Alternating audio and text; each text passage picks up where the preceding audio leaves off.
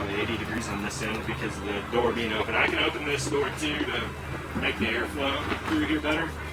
I've got lettuces sowed here, carrots and spinach, and these all overwinter in here. I'll pile a bunch of straw on them, and then in the early spring I'll take the straw off and come back.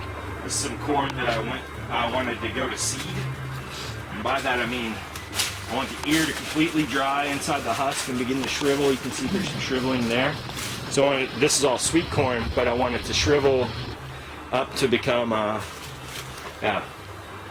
seed corn. So I don't have to buy seed corn anymore. It's an organic sweet corn. So you leave them on the stalk to dry them out? Yeah.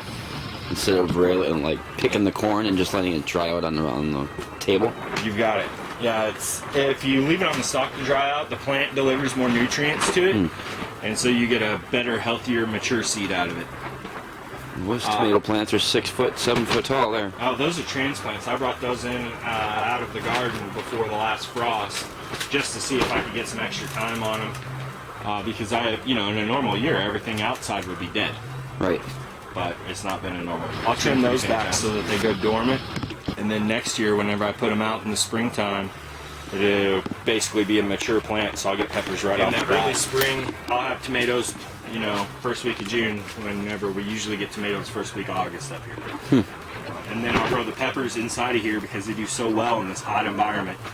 Ladybug's very beneficial to the gardener, especially in a hoop house like this. See, ladybugs kill other insects or something, don't they? Aphids, black flies, white flies, fungus gnats, just about any bug. American mulefoot hog, the rarest of the recognized breeds. Hey girls! Hey pigs! Hey pigs! Come on pigs! Hey pigs! Come on girls! Periwinkle! Hey pigs! They want me to go over there and feed them. Usually means. Come here girls! This is their finishing pin, so there was all kinds of delicious stuff sowed in here, but they pretty much ate it all at this point.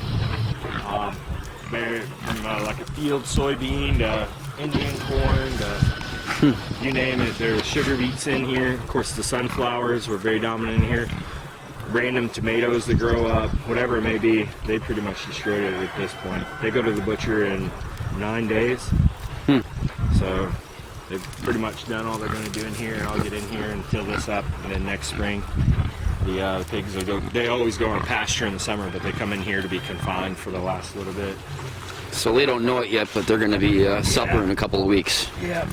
I wanted to breed them, but just wasn't cost effective for us right now, and we haven't tasted the meat. So as a producer, I have a hard time, really talking up a product if I don't know what it tastes like. But according to everything I've read about these animals from very reliable sources, big name farms that do blind taste tests on heritage animals, this is the best tasting pork money can buy. It's supposed to have the most superior marbling in the meat. This is probably the oldest breed in North America. You can see their hooves. They have a solid hoof, not a split clove. Right. And most pigs have those. So for that and a couple other reasons, like this big thick coat, they're considered to be one of the hardiest animals around too, which is very important up north here, to have a pig that can take a winter. These girls will literally just stay outside all winter. They'll be totally fine with that. Their instincts are so strong that they'll try to dig or burrow a den so that they can give birth outside in the dead of winter, -20 degrees in a hole in the ground that they dig. The random squash that grew, who knows what it was? It was what we call a volunteer, meaning it crossed with something that we grew last year, and that was the end result. So a lot of times when two seeds or two plants cross like that, pollinate, they'll go back to what is considered a mutual ancestor, right? So it could be way, way down the line.